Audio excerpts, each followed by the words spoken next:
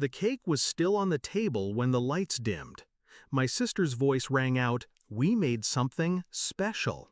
A projector flickered to life against the restaurant wall. A slideshow. Our best memories. Their laughter filled the air. Pictures of vacations, graduations, birthdays, Sunday barbecues. But not one photo had me in it. Not one.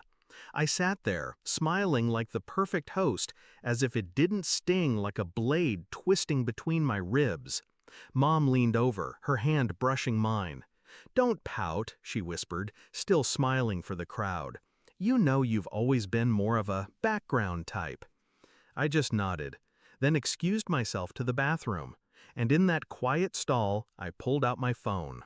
One email, one attachment, one sentence.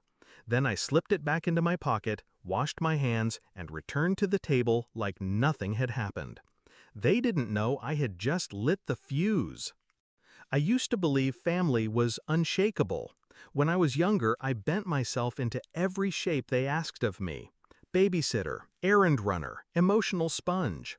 I paid for dinners, covered bills, lent money that never came back. But love was always conditional. My brother's successes were celebrated like royal coronations. My sister's mistakes were brushed aside with laughter. And me, at best, invisible, at worst, mocked. By the time I was 30, I understood. I wasn't family. I was the prop that kept their table from wobbling. Useful, but never cherished. That slideshow, that was just the confirmation carved in neon. The first crack appeared a year earlier. I had stumbled across a document on Dad's desk when I visited. He'd left his office door open. A contract, a land deal, and his signature under a shell company I'd never heard of. Curiosity sharpened into suspicion. I dug deeper, and the picture formed. My family's perfect life was built on fraud. Tax evasion, offshore accounts, shell corporations stacked like Russian dolls. I didn't confront him, didn't confront anyone. I just learned. I memorized. I waited. Because I knew one day they'd hand me the match. That night at the restaurant, they did. After the slideshow, they toasted without me.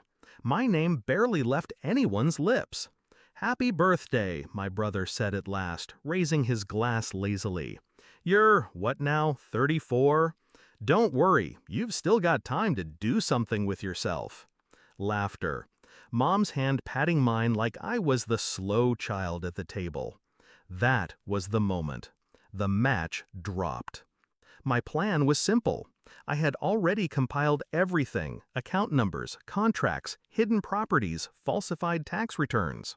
A year's worth of digital excavation. But information alone wasn't revenge. Information needed direction. So the email I sent from that bathroom stall wasn't to the IRS. Not yet.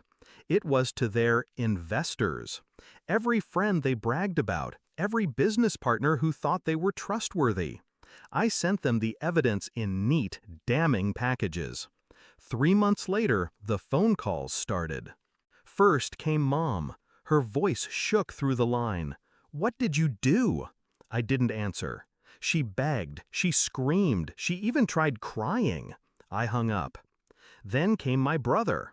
"You think you're clever?" he spat. "You think ruining us makes you better than us?" I stayed silent, letting him drown in the panic clawing at his throat. He was always the golden boy, but without Dad's money and Mom's cover-ups, he was just a fraud in an expensive suit. When he realized I wouldn't respond, he broke. His last words before the click, "You'll regret this." He was wrong. The fallout spread fast. Their friends pulled investments overnight. Business partners filed lawsuits. The IRS smelled blood in the water and came circling. The house was sold to cover debts, cars repossessed. My sister moved back in with Mom because her credit collapsed under the weight of co-signed loans. For the first time in my life, they weren't laughing.